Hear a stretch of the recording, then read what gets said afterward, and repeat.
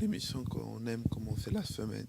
C'est une émission hebdomadaire, vous savez très bien, tous les lundis à 21 h, votre émission Conseil entre frères et sœurs. L'émission où on reçoit des éminents hommes de Dieu, des ministres de la bonne nouvelle et des frères et sœurs pour pouvoir un peu parler de tout ce qui tourne autour de notre Seigneur Jésus-Christ, Seigneur et Sauveur, que nous croyons fermement et qui a permis que nous puissions être dans cette grande famille chrétienne que nous sommes aujourd'hui. Aujourd'hui, j'ai reçu pour vous un ministre de Dieu, un responsable d'une église, d'une grande église. En plus, il y a un très très joli fascicule ici qui regroupe un peu vraiment toutes les informations. Euh, vous êtes à la recherche d'une bonne église. Ben, aujourd'hui, vous allez avoir l'occasion de recevoir aujourd'hui un ministre de Dieu qui va parler de la part de Dieu et aussi à des fascicules qui sont vraiment très très instructifs. Vraiment, dès que vous le voyez, là, c'est directement, vous voyez directement la plus grande histoire de tous les temps. C'est aussi ton histoire. Et là, c'est en 4 fascicules, en 4 pages, vraiment très très réceptif. Et derrière, vous avez l'adresse de l'église, la nouvelle cité charismatique qui se trouve au square d'aviation numéro 15, 1070 Anderlecht, 1070 Bruxelles pour des autres. Il y a des cultes le mercredi à 10 h, vendredi à 18 h et le dimanche à 10 h. Il va un peu parler de la bonne nouvelle et au fur et à mesure, on va aussi lui parler de cette grande vision, nouvelle cité charismatique. Bonsoir, pasteur. Bonsoir, bien-aimé Dieu. Comment ça va, papa? Par la grâce de Dieu, nous tenons et soyez bénis. Amen, amen. Aujourd'hui, parce qu'on sait que voilà, même si vous exercez ce travail pastoral, mais votre ministère d'appel, c'est l'apôtre, apostolat. Nous avons aujourd'hui l'apôtre Béni Timothée dans notre plateau, qui c'est une première et une grâce pour nous. Papa, est-ce que vous pouvez juste bénir cette émission avant que nous puissions commencer à parler de ce thème qui nous a vraiment, que ça nous a mis à cœur de parler aujourd'hui, surtout de comprendre ce que la Bible dit sur la prospérité. On va essayer un peu de décortiquer ça ensemble. Nous allons prier alors. Tendre Père, nous te disons merci au nom de Jésus-Christ de Nazareth, que le Saint-Esprit, le consolateur et l'ami fidèle, nous aide à pouvoir révéler à ton peuple les desseins de ta volonté éternelle au travers de la bonne nouvelle. Nous voulons que ton peuple soit béni, soit édifié au travers de cette émission. Bénis aussi, éternel, la radio-télévision Jésus-Christ, la foi en Jésus-Christ qui nous reçoit aujourd'hui. Bénis ton serviteur, Papa Leta, Papa John et tout le monde qui travaille à la réalisation pour la réussite de toutes les émissions qui édifient le corps du Christ. Nous demandons que l'huile des privilèges tombe sur tout un chacun d'eux et que tu apportes un plus à cette œuvre. Et nous menons maintenant, Seigneur, à l'ennemi un combat spirituel et nous disons que toute pensée et tout esprit qui s'élèvera en justice contre cette œuvre soit condamné au nom de Jésus-Christ et soit rendu captif à la volonté, celle de Christ, et qu'il se soumet à la volonté du Seigneur. Au nom de Jésus-Christ, Père, laisse que tu nous parles, car la Bible dit, mon peuple est détruit parce qu'il lui manque la connaissance. Oui. Laisse que le Saint-Esprit nous aide et nous révèle à pouvoir accorder ton peuple la connaissance, à pouvoir réfuter l'ignorance et pouvoir rester dans la lumière. Au nom de Jésus, ainsi béni, prié. Amen. Amen, amen, amen. Papa, aujourd'hui, nous t'avons vraiment sollicité pour pouvoir parler de ce thème qui fait couler beaucoup d'encre, qui crée aussi beaucoup de questions dans la tête de nos bien-aimés, nos frères et sœurs qui nous suivent. Alors c'est pour cela que je pense que, avant de parler de qu'est-ce que la Bible nous dit par rapport à la prospérité, je pense qu'il faut d'abord définir le mot. Parce que c'est un mot, peut-être pour certains, ce n'est pas très clair ou ce n'est pas, voilà, on ne sait pas vraiment bien l'expliquer. Avant de parler, qu'est-ce que la Bible nous dit à ce sujet? D'abord, la prospérité. Lorsqu'on dit prospérité, ça veut dire quoi? C'est quoi la prospérité? Merci, bien-aimé John, pour pouvoir poser cette question. Qu'est-ce que la prospérité? En soi, la prospérité, c'est l'état de ce qui prospère ou de ce qui est prospère. c'est être dans une situation favorable de réussite ou de succès. Ok. Vous comprenez? Quand quelqu'un est dans un état favorable de réussite ou de succès, on appelle cette personne à une prospérité. Où la prospérité peut être définie comme une abondance dans tous les plans. Ok. Une abondance dans tous les plans spirituels, économiques et physiques. C'est tout l'ensemble de cette abondance ou de cet état de faveur, c'est ce que nous appelons la prospérité. Mais bien qu'aujourd'hui, beaucoup confondent la prospérité directement liée à l'argent. C'est ça on doit comprendre ça aussi.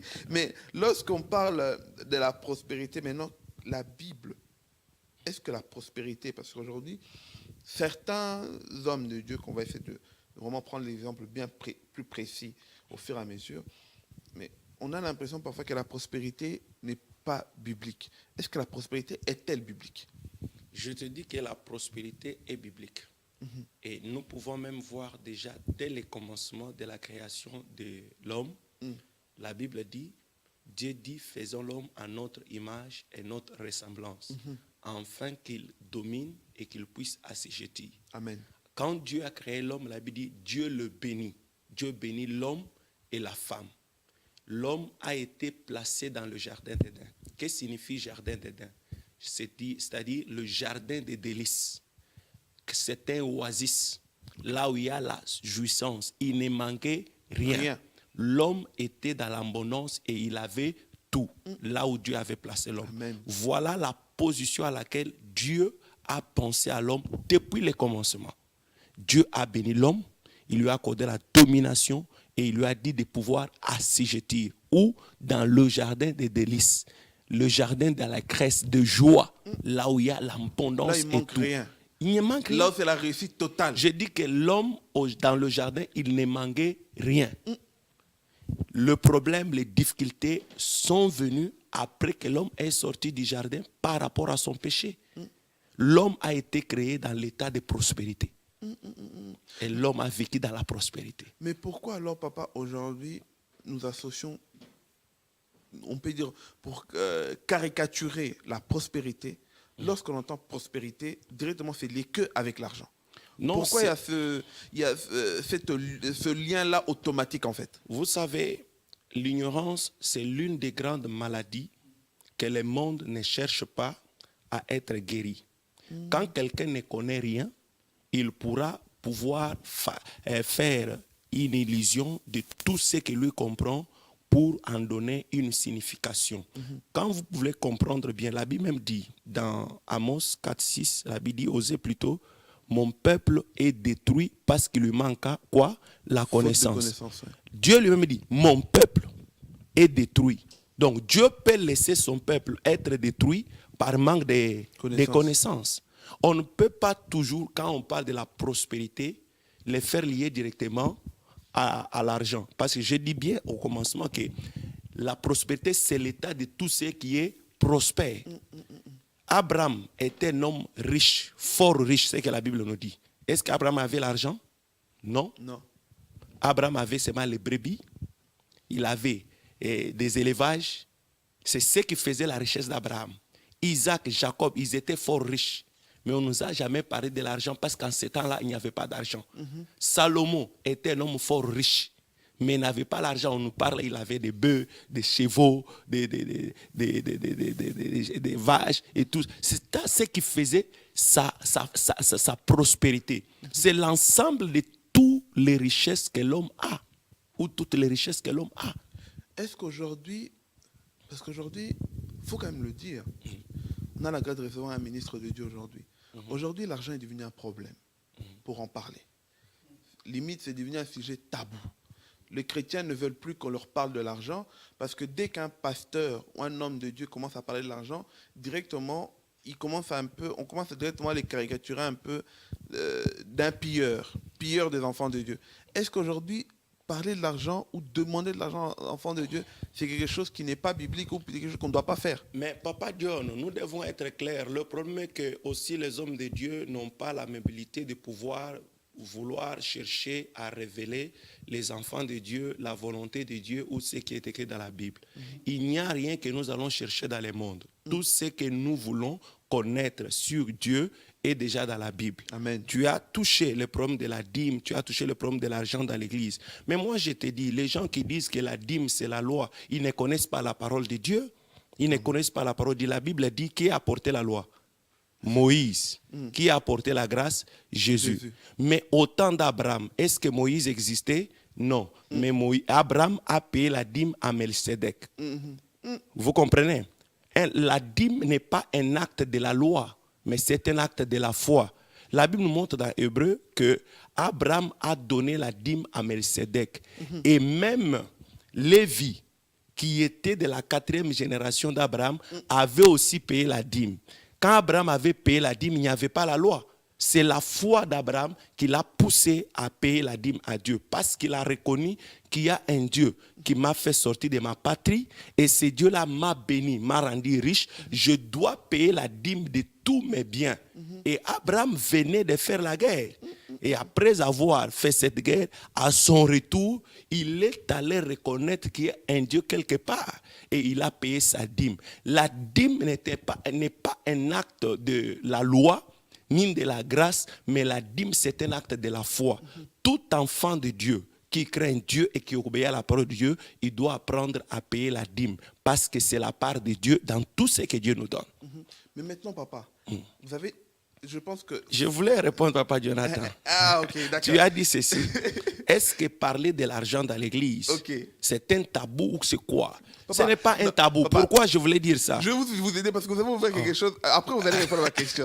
Vous avez dit quelque chose de très important. Vous dites que les chrétiens doivent payer. Maintenant, est-ce que payer et demander, c'est la même chose?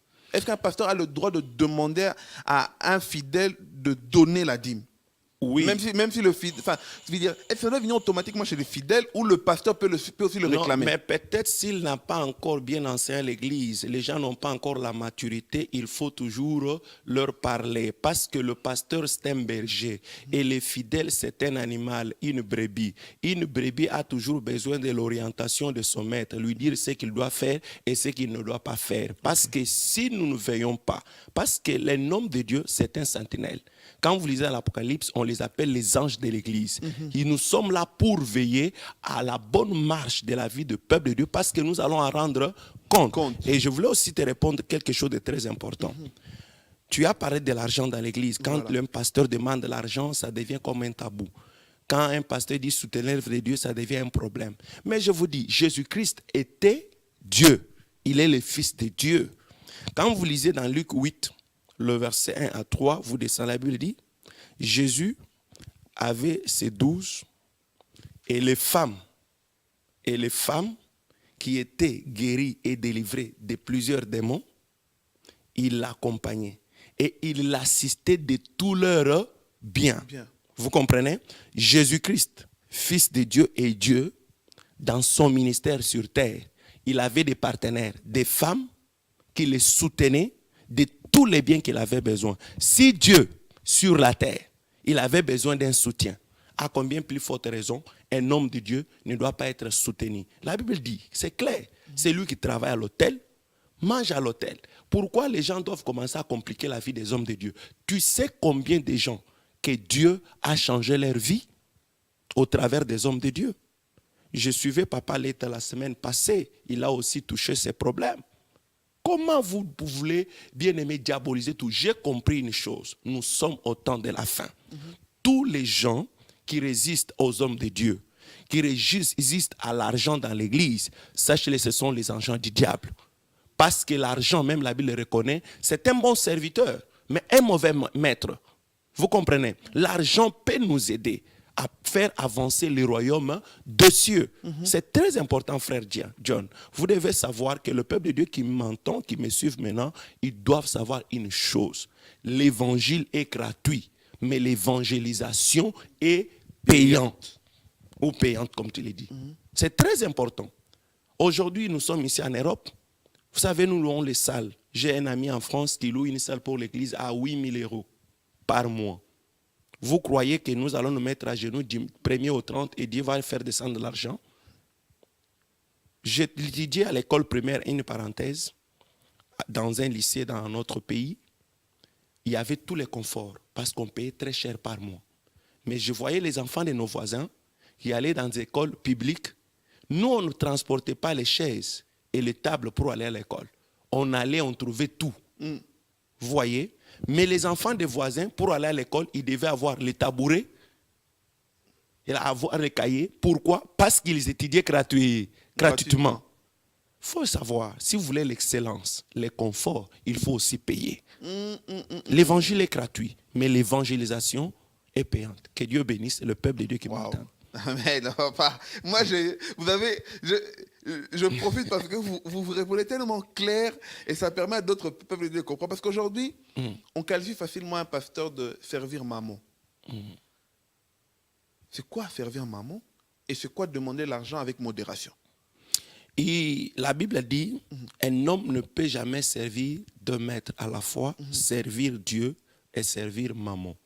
Les gens ne comprennent pas. Maman, c'est un esprit de pauvreté qui travaille avec l'avarice. C'est-à-dire un esprit qui aime l'argent, l'écocentrisme, vous comprenez? Et servir Dieu, c'est être loyal, comprendre et travailler. Quand les gens disent que non, un homme de Dieu, tu as dit un homme de Dieu ne peut pas travailler. Ne peut pas travailler pour Dieu, même de travailler par maman. Il aime trop l'argent.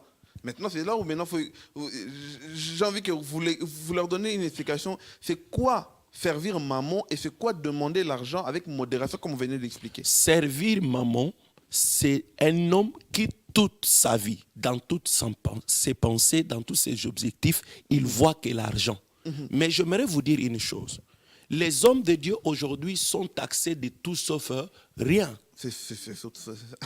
Mais les sacrifices que les hommes de Dieu font pour la bonne marche de la société, les gens ne les voient pas. C'est la haine et c'est l'œuvre du diable pour pouvoir, bien aimé, démotiver les hommes de Dieu qui se sacrifient jour et nuit afin de faire avancer l'œuvre de Dieu. Vous croyez que tous les hommes de Dieu sont des fainéants? Non. Quand il y a, la Bible dit dans le livre de Tite, la Bible dit, il faut que les nôtres apprennent à subvenir aux besoins et faire les bonnes œuvres quand cela nous est demandé. Mais vous verrez que dans plusieurs cas de choses, cas de figure dans l'Église, les fidèles eux-mêmes ne prennent pas cette conscience-là de voir qu'il y a un besoin. Même s'ils savent que nous sommes à la fin du mois, on doit payer les loyers, ils ne doivent pas donner. Il faut toujours que quelqu'un puisse parler. Tu dis qu'on doit parler avec modération. Parler avec modération, c'est quoi? Demander avec modération, c'est quoi? C'est expliquer au peuple de Dieu que nous sommes à la fin du mois, on a besoin d'argent. On veut maintenant que l'Église ne puisse pas seulement prêcher dans l'Église, mais nous voulons maintenant attaquer les nations pour l'évangélisation. Vous avez parlé de ces dépliants. Vous ne l'avons pas eu gratuitement. C'est ça. Il faut qu'on fasse des impressions. Il doit y avoir des concepteurs, les gens qui doivent faire une conception pour nous permettre de pouvoir atteindre les masses. Et de deux, nous devons entrer sur Internet. Pour avoir un site Internet, vous n'allez pas prier Dieu et après vous avez un site Internet. Il faut toujours aller voir les ingénieurs, les personnes que Dieu a donné la sagesse et l'intelligence de pouvoir faire ce travail. Vous voyez même quand Moïse devait construire l'arche de l'Éternel, qu'est-ce que Dieu lui a dit? Allez voir ces gens qui ont l'intelligence et la sagesse de pouvoir construire les biens en bois, les biens en or, ceci sera en argent, qu'ils les fassent. Et quand les gens vont le faire, ils ne vont pas faire au nom de Jésus, il faut les payer. L'Église, les gens doivent comprendre qu'aujourd'hui, on veut diaboliser les hommes de Dieu. Moi, j'aimerais parler aux hommes de Dieu, ayez le courage de se tenir devant le peuple de Dieu, aller dans les médias, chercher des façons pour défendre la vérité. Sinon, la vérité doit être plus tard vue comme un mensonge et le mensonge va devenir la vérité sur le milieu public. J'aimerais dire au peuple de Dieu que la prospérité est biblique. Demander l'argent, ce n'est pas un péché. Bien aimé, Jésus, la Bible dit, Jésus, un jour, après l'enseignement, on a mis les paniers des offrandes. Et Jésus s'est mis devant les paniers pour voir qui met l'argent. Et la Bible dit, à la fin, Jésus met la main dans le panier des offrandes pour dire, regardez cette femme pauvre, c'est elle qui a mis beaucoup. Beaucoup, c'était quoi? Des deniers qu'elle avait. Mais il y avait des gens qui avaient mis plus qu'elle. Mais pourquoi Jésus a dit, elle a mis beaucoup? C'est parce qu'elle a pris tout ce qu'elle avait et l'a donné. Jésus, Dieu, il contrôlait les offrandes. Et il disait, celui-ci a donné beaucoup, celui-ci a donné peu. Si moi je le fais aujourd'hui, je deviens pasteur escroc. On va t'attaquer. Alors, la Bible a tout écrit. Les gens doivent nous laisser en paix servir Dieu avec amour. J'ai vu des commentaires par rapport à ce que tu me dis. Les gens, je suis tout à fait d'accord. Vraiment, à l'église Balekissi, qu'est-ce que nous avions Balekissi? Qu'est-ce que nous avons Balekissi? Tout ce que nous faisons, c'est pour votre bien et pour votre bénédiction. Dans la Bible, il y a le mot prospérité. Si vous lisez dans 3 Jean 2, qu'est-ce que la Bible dit? L'apôtre dit à l'ancien Caius, je souhaite que tu prospères à tous égards. Amen. Comme prospère l'état de ton esprit. Donc la prospérité ne doit pas être dans un seul domaine. La prospérité doit être dans tous les domaines de la vie de l'homme. Amen. Mais Jésus-Christ a fait beaucoup de choses. Frère John, prenons la Bible. Nous allons lire la Bible. Les gens doivent voir que même Jésus-Christ aime la prospérité. Amen. Et il est venu pour changer la vie des gens. Prenons Luc, chapitre 4. Bien aimé, prenez les Écritures.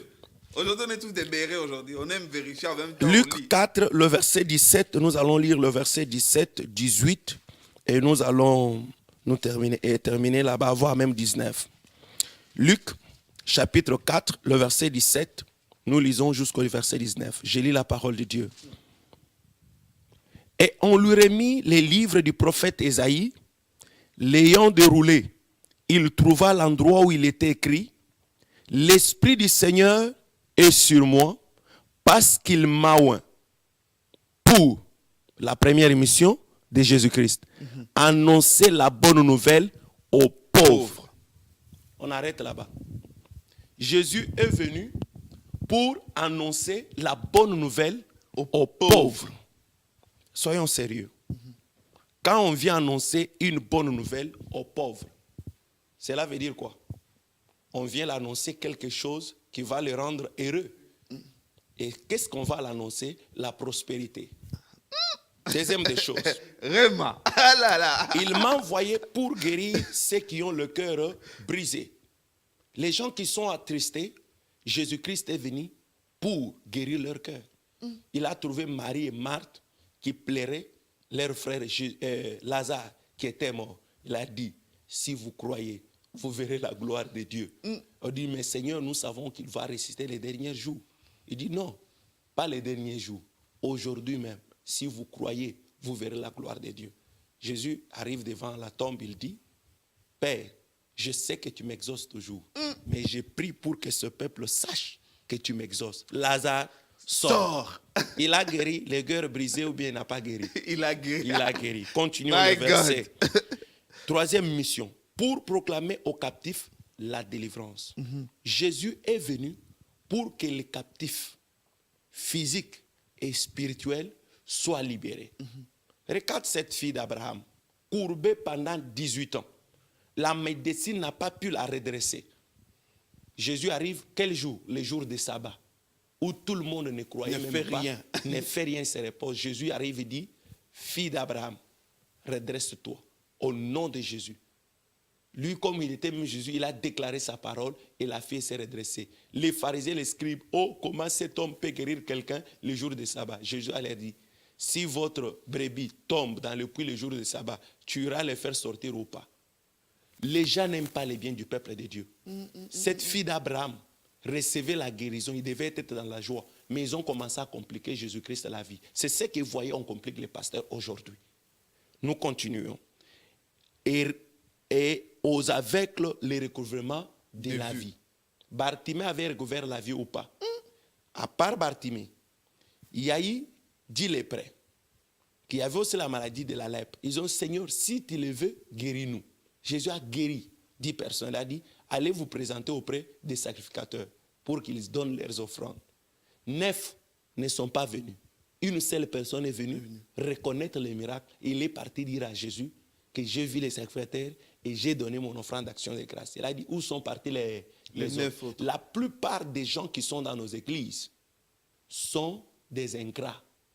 Et ce sont ces gens qui reçoivent des miracles, des délivrances et des guérisons, qu'ils ne veulent pas croire que Dieu aussi mérite en retour des actions de grâce. Vous comprenez?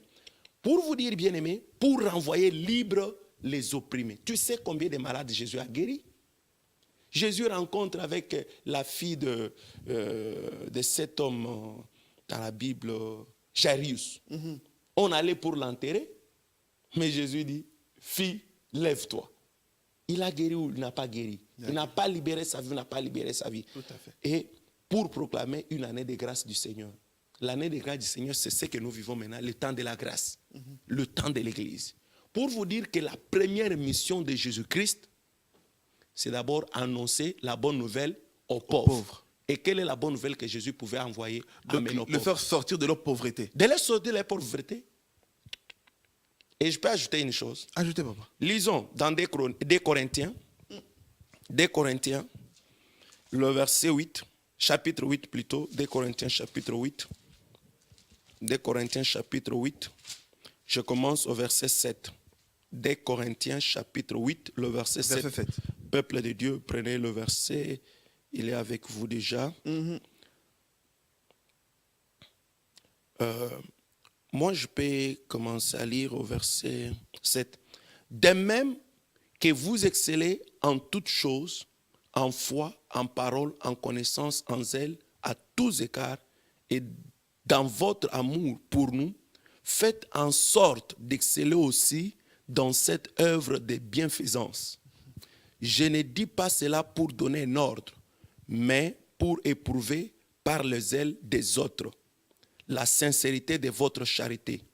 Car vous connaissez la grâce de notre Seigneur Jésus-Christ, qui pour vous s'est fait pauvre, des riches qu'il était, afin que par sa pauvreté, vous fussiez enrichis. Jésus s'est fait pauvre pour que l'Église soit enrichie. Cela veut dire quoi? Jésus s'est fait pauvre pour que l'Église soit prospère. Le diable sait, quand toutes les églises seront prospères, il n'aura plus encore des âmes dans ce monde. Mais là où alors, il y a un problème. Parce qu'aujourd'hui, il y a d'autres prédicateurs qui disent que le message de la prospérité a détruit l'église dite africaine comme je ne sais pas quoi. Maintenant, est-ce que lorsqu'un homme de Dieu dit prédicateur de la bonne nouvelle, il prétend que le message de la prospérité a détruit l'église type africaine, dite africaine, comment on doit comprendre cela ou comment on doit interpréter cela? Déjà, il y a un esprit de racisme. Parce que l'église, il n'y a pas une église africaine et une église européenne. Il y a une église qui on appelle... soulève bien le micro pour qu'on entende bien ça. Qu'est-ce que vous dites là? J'aimerais vous dire, c'est un esprit de racisme. Il n'y a pas des églises. Il n'y a pas l'église européenne, l'église occidentale ou l'église africaine. Il y a une seule église, l'église du Seigneur Jésus-Christ. Parce qu'elle est universelle.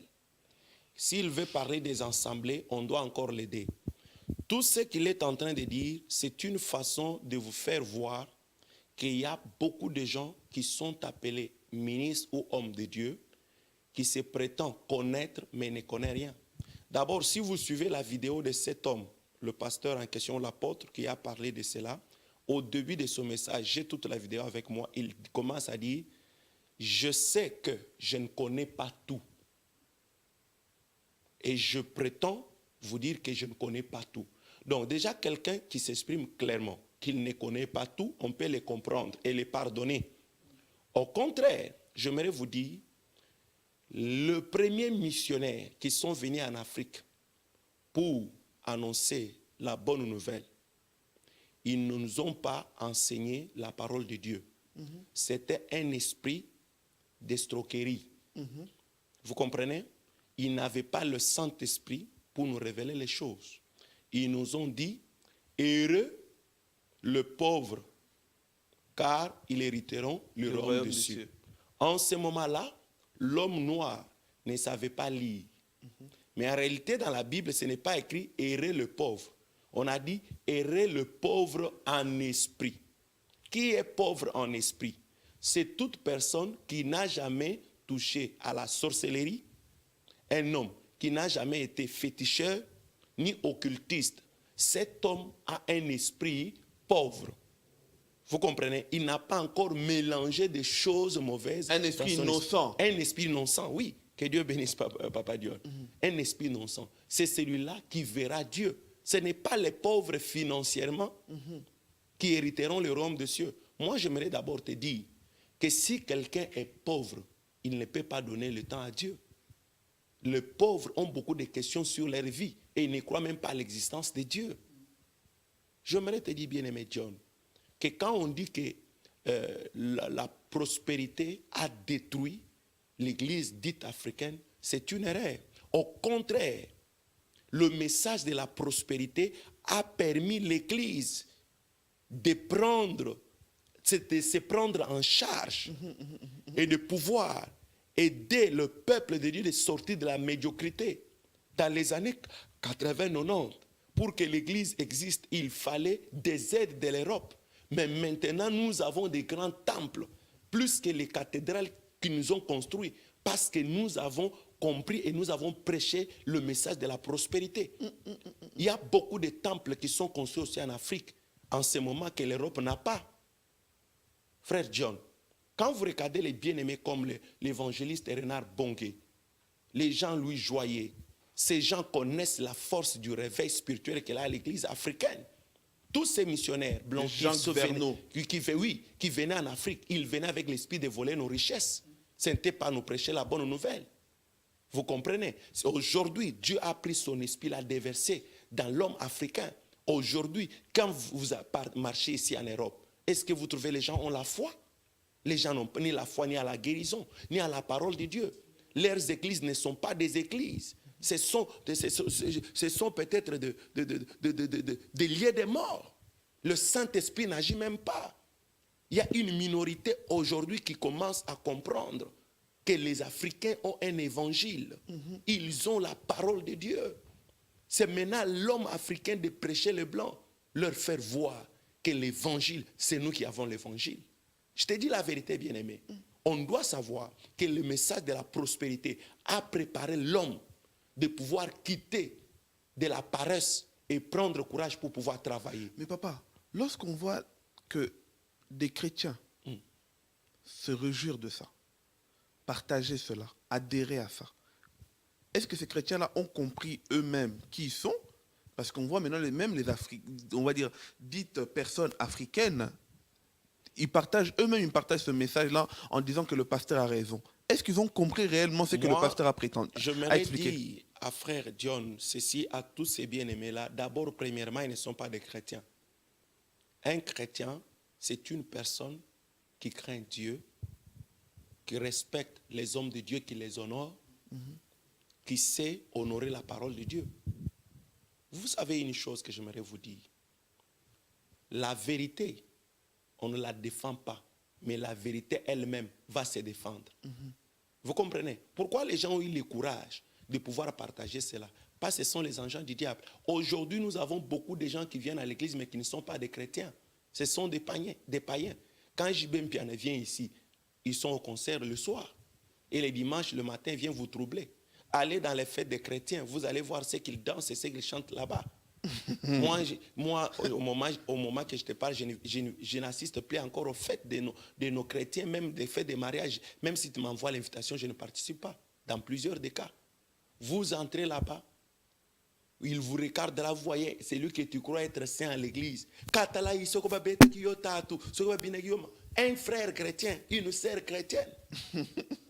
Un enfant de Dieu doit honorer la parole de Dieu et dire amen à la parole. Si vous voyez, les gens aiment les choses de la démagaison, c'est qu'ils leur font du bien. Vous comprenez? Si tu dis aux fidèles aujourd'hui, viens à l'église, apporte ta chaise et ton argent pour payer ta place où tu vas te mettre dans la salle, qu'est-ce qu'ils vont te dire? Il est escroc. Mais il oublie que les chaises et la salle est payante. L'énergie qui est en train de l'éclairer au moment du culte, et c'est payant. Les toilettes qu'il utilise, c'est payant. Vous comprenez tout ça? C'est une façon de vous dire seulement, on ne peut pas prétendre croire à tout le monde qui vient à l'église, ce sont des chrétiens. Parce que la Bible me dit, laissez livrer et les blés croître ensemble. On les connaîtra les derniers jours. Vous comprenez? C'est très important. Papa, lorsqu'on voit ce message-là à circuler sur le net, il y a une phrase que cet homme de Dieu a dit. Il a dit que le message de la prospérité réveille le désir de la chair. Et ça, il dit, ça ne vient pas de Dieu. Est-ce que le message de la prospérité réveille-t-elle, on va dire, ardemment ou précisément les désirs de la chair? Je dis, le message de la prospérité ne réveille à aucun cas les désirs de la chair. Vous comprenez? Un homme qui est poussé par l'esprit ne peut jamais aimer les œuvres de la chair. D'abord, c'est quelque chose d'une personne qui n'a pas une maturité spirituelle. Parce que la Bible dit, c'est poussé par l'esprit de Dieu que les hommes ont parlé de la part de Dieu. Comment quelqu'un qui est poussé par l'esprit de Dieu peut aller créer et faire croître les désirs de la chair? Donc, il doit bien lire sa Bible. Pourquoi? Parce qu'il doit savoir une chose, que si Jésus-Christ lui-même s'est fait pauvre pour que nous soyons enrichis, lui-même il est venu avec une bonne nouvelle pour enseigner aux pauvres.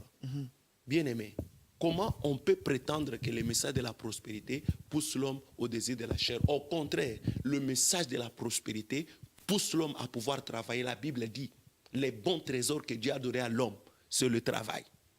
Et la Bible ajoute, tout travail procure de l'abondance.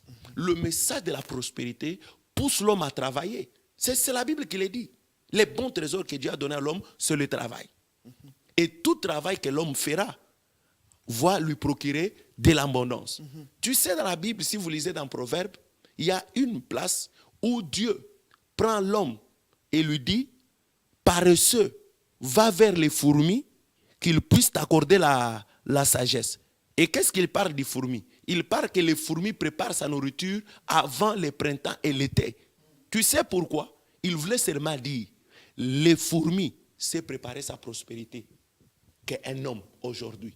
Le message de la prospérité, ça dans son église, ça crée le désir de la chair parce qu'il est subventionné. Vous comprenez? Ce pasteur-là parle parce qu'il est subventionné. Il est payé. Il est payé par l'État. Tu dois le savoir très bien. La plupart des pasteurs blancs, ils ont une subvention de l'État. L'État les paye. Mais le pasteur africain, dit africain, ils ne sont pas payés. Et ce sont des gens qui font des vrais sacrifices pour Dieu. Si Dieu voulait payer les serviteurs dans ce monde par rapport au sacrifice, le service des pasteurs africains, un pasteur blanc ne peut pas le faire.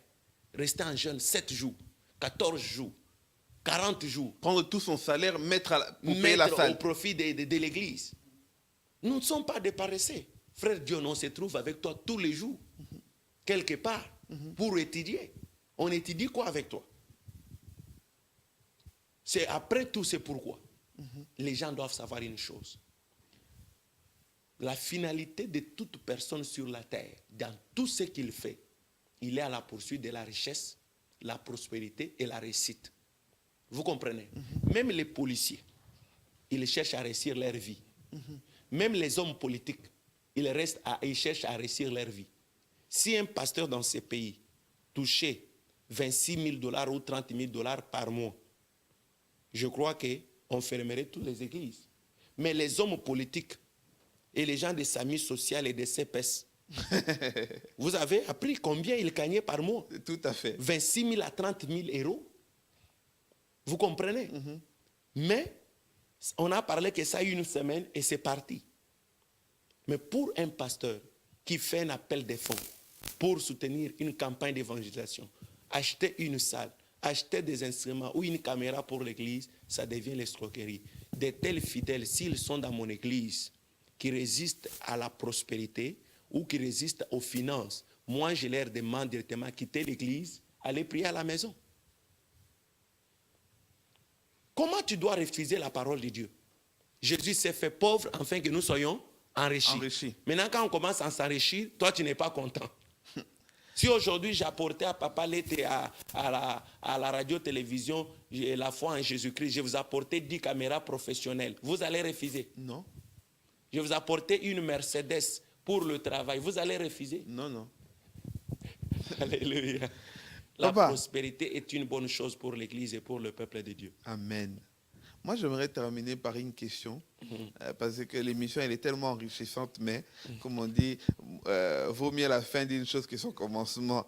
J'aimerais terminer par cette question-là pour peut-être éclaircir, parce que cet homme de Dieu-là, on voit jusqu'aujourd'hui, certains le partagent, il a vraiment bien mis en évidence l'église type européenne, l'église type africaine. Est-ce que y a-t-il une différence d'enseignement dans une église type européenne ou dans une église type africaine? J'aimerais dire qu'il n'y a aucune différence entre l'enseignement de l'église, parce que je parle d'une seule église, l'église corps du Christ. Nous parlons et nous prêchons la même Bible, inspirée par le Saint-Esprit.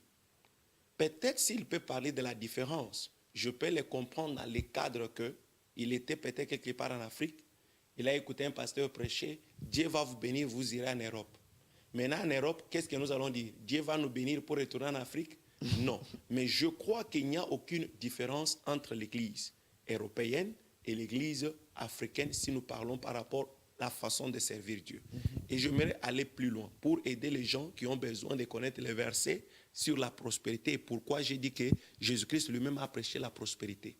Dans Marc 10, 28 à 30, Simon-Pierre était préoccupé parce que c'était un pêcheur, il faisait la pêche. Jésus est venu lui dire, je t'ai fait pêcheur d'hommes. Jésus lui pose la question, Maître, nous avons tout quitté.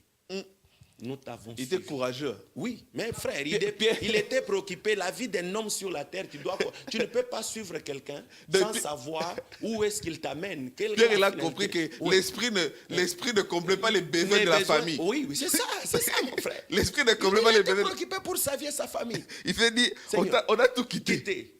Pour te suivre. Qu'est-ce que nous allons en retour? Il lui a dit, dans ces siècles présents, vous aurez au centuple. Vous comprenez?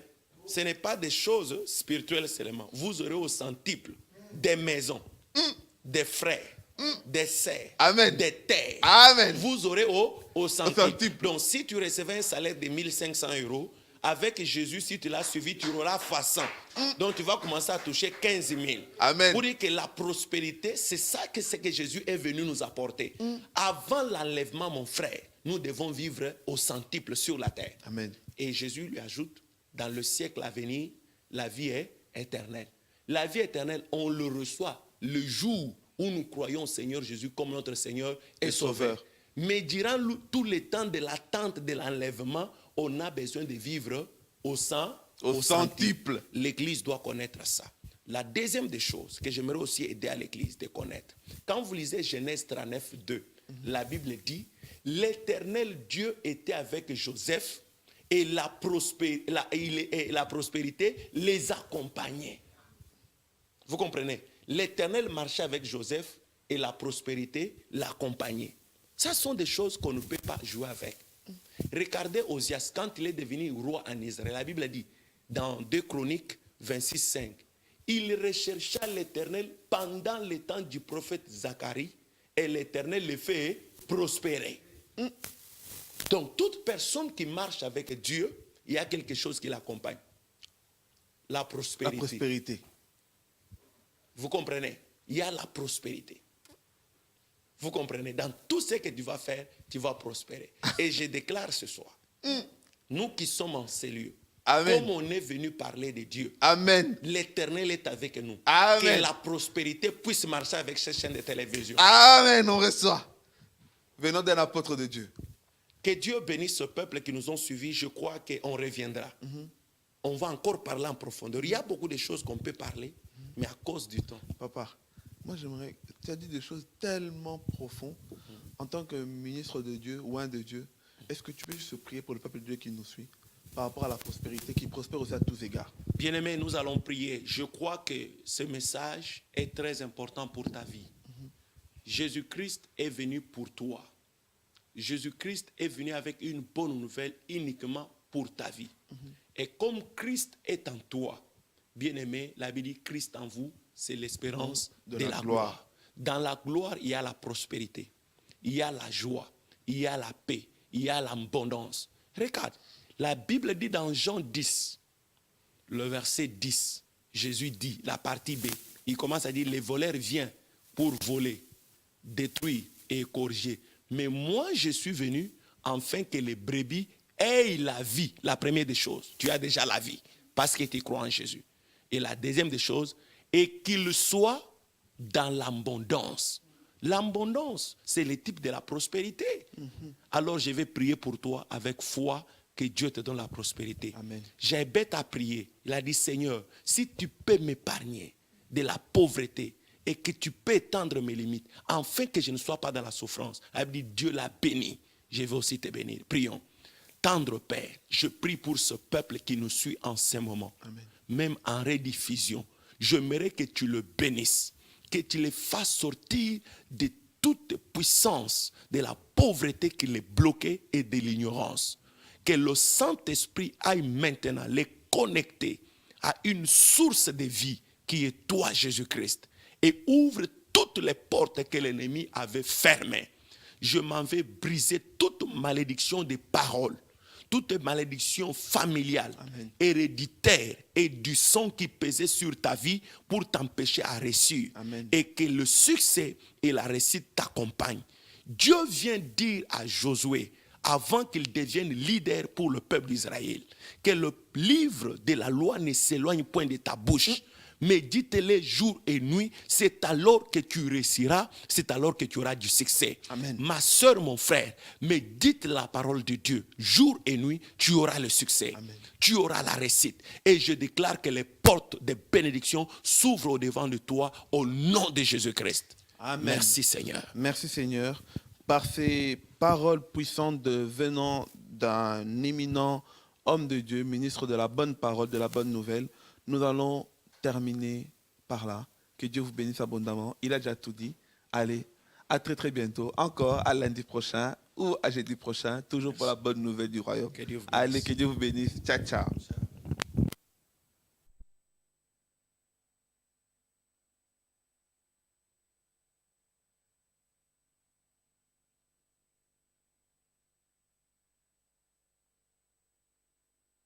Lord, you came to rescue me.